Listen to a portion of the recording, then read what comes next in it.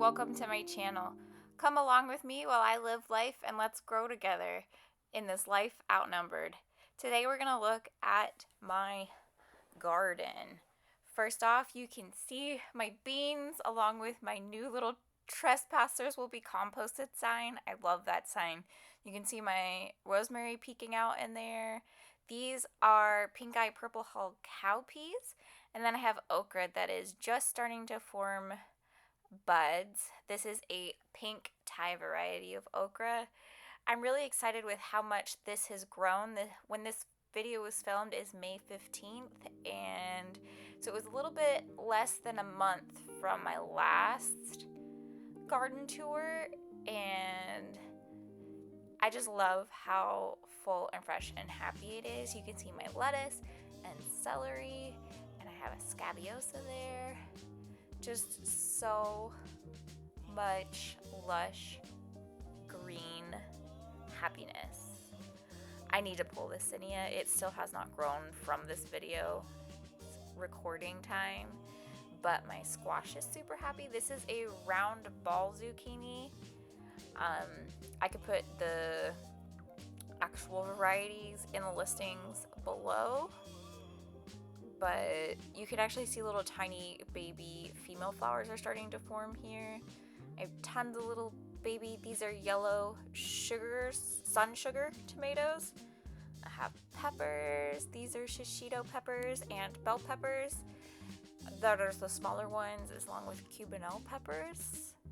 I'm trying to grow more peppers this year. This part of the raised beds gets the most shade, so these peppers won't struggle as much over the summer. Starting to get tiny little flowers on this cherry currant. It's called a spoon tomato, or little spoon, from Baker Creek Seeds. These are Everglades tomatoes over here. Those are flowering, and I actually have started to see some fruit setting, so I'm super excited. In the next couple of weeks I should have some ripe tomatoes.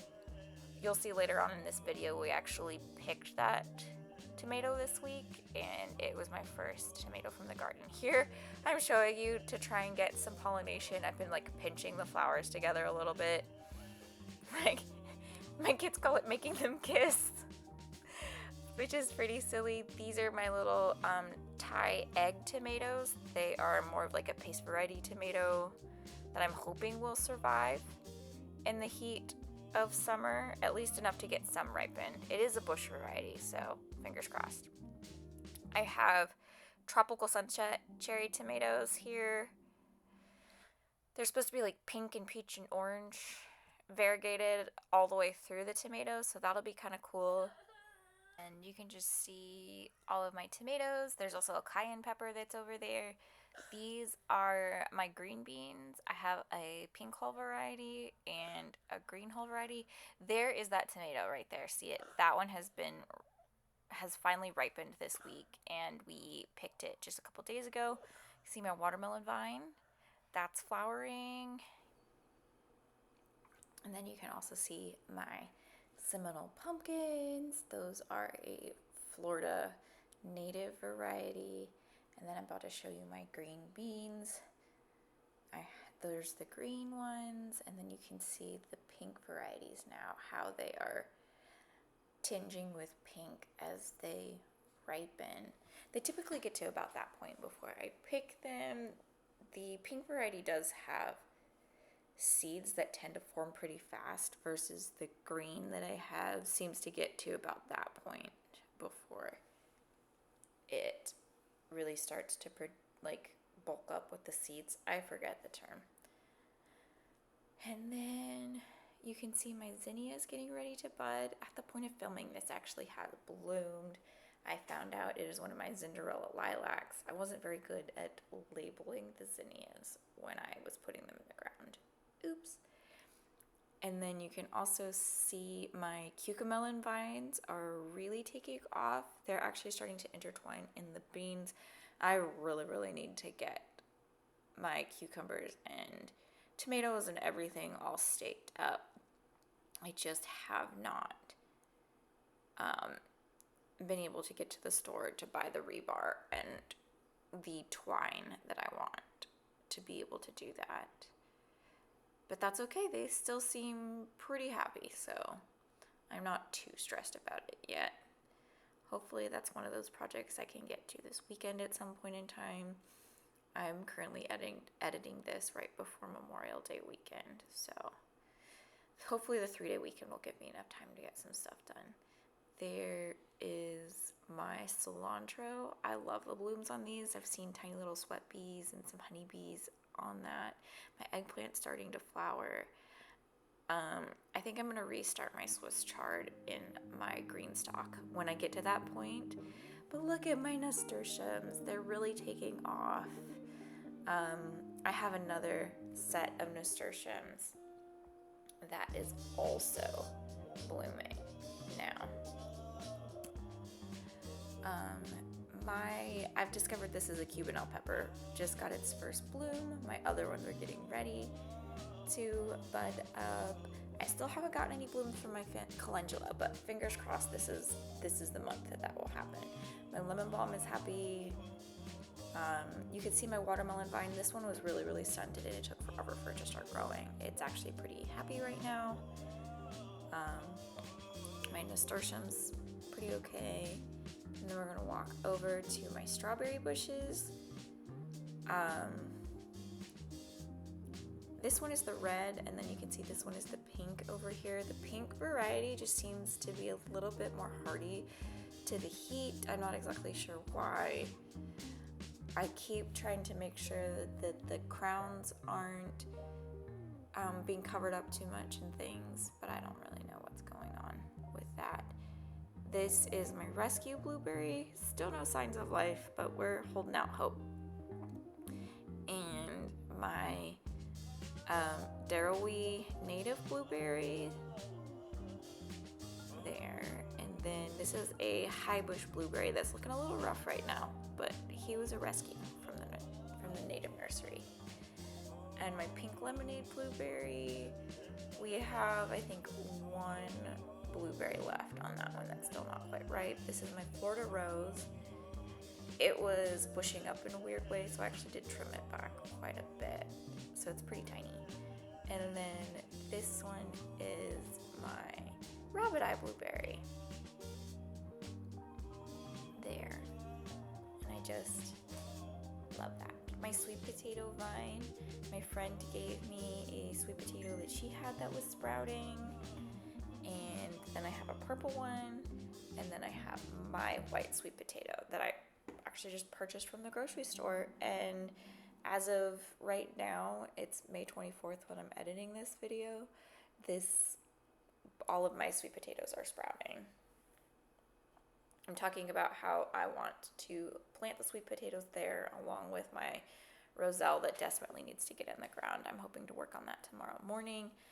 You can see my little nursery area. I also need to get that loquat into the ground. It has perked up though. For whatever reason, it was really taking a minute to adjust to its new home. You can see some of my little plant babies. I've got a incense passion vine and false hydrangea and a sweet potato vine, and that's borage there that's actually budding up.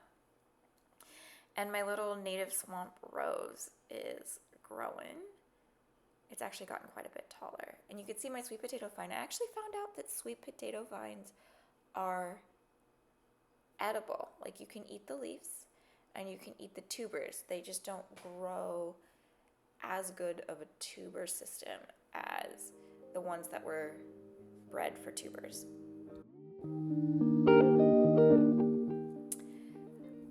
And now let's go ahead and head out to the front yard. That pile of dirt there is from where my blueberries were planted. Go, Mr. Lizard. That is my variegated lemon tree. The lemons actually will, if I can ever get some. I've had this tree since probably 2017 or 2018. I'm pulling up a sucker there, and I've yet to get any lemons on this tree. But you can see that is the grafting point, and then down there is the rootstock. So I have to pluck any of the sprouts that come from the rootstock, or else I'll get some random orange, I think it is, like some sort of sour orange that they use here in Florida for the rootstocks of a lot of citrus. That's my seaside ageratum. This is my tick seed. It's native. That's giant ironweed that has grown quite a bit since I planted it already. You could see, I think there was something wrong with the leaves because these leaves are growing a little bit different on my hydrangea. So I'm actually getting ready to trim that back, and I'm finally gonna plant this marigold this weekend as well. And then this one is a really pretty one too. I'm blanking on the name of it at the moment, but oh, starry rosenweed, that's what that one is. And then you can just sneak a peek of some of my figs. They aren't ripening yet. If anybody knows exactly how long it takes for a brown turkey fig to ripen, I would be interested to know that because I'm obsessively checking them like every day. So if I knew a timeline, I might chill out. That is my milkweed collection. And we actually have, not at the making of this video, but currently we do have caterpillars out there on that. And we also have Gulf frillery, however you say that, caterpillars on my passion vine that's in the backyard. There's another marigold and my firebush there. And then we're gonna move on to my pomegranate. I actually have one bud. I got this as a tiny little 6-inch cutting last year, and so to be able to actually have my first bud this year is pretty amazing. I'm super excited. There's my umbrella tree, like the dwarf one, and another prickly pear cactus. I don't know why these prickly pear cactus, like the fruits aren't actually ripening. It's covered with blooms all the time, and I actually have 2 of them. This is my ponytail palm, one of my favorites, and then my friend actually has one. She's moving, and so I'm babysitting some of her plants until she can get settled into her new place. That's my oak leaf hydrangea. That's more of her plants that I'm currently watering.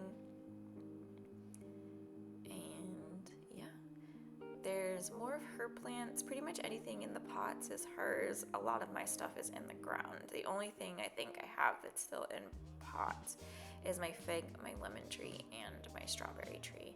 You can see the baby banana plants are growing pretty well. That is my mystery banana. I forgot to take a picture of what the name was, but I think it's a dwarf Cavendish.